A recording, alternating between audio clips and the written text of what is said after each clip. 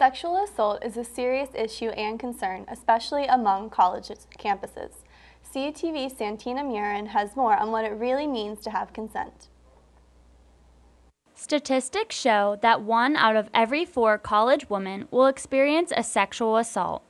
When asked how to define consent, the first response was rather extreme. A girl has to be conscious of what she's doing. If she's not conscious, you don't have consent. She has to be able to know what's going on. Although sexual assault is more common amongst women, it is important to be aware that both men and women need to have consent. Something where both parties agree to doing something. Consent would be when two people are aware that they both agree on what's going on, so everybody knows what's going on. Some students were extremely accurate in their responses.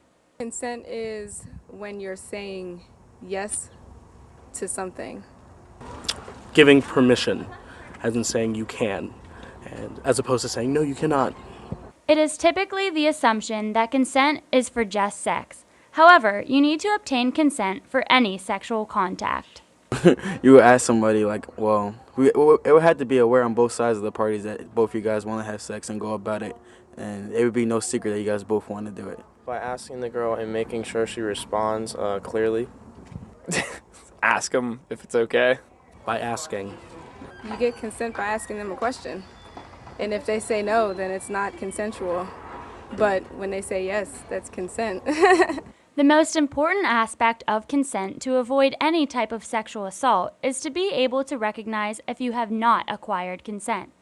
Again, a few responses were very extreme and should be obvious. If she's screaming and crying? If she's not responding or slurring words, she doesn't know what she's doing.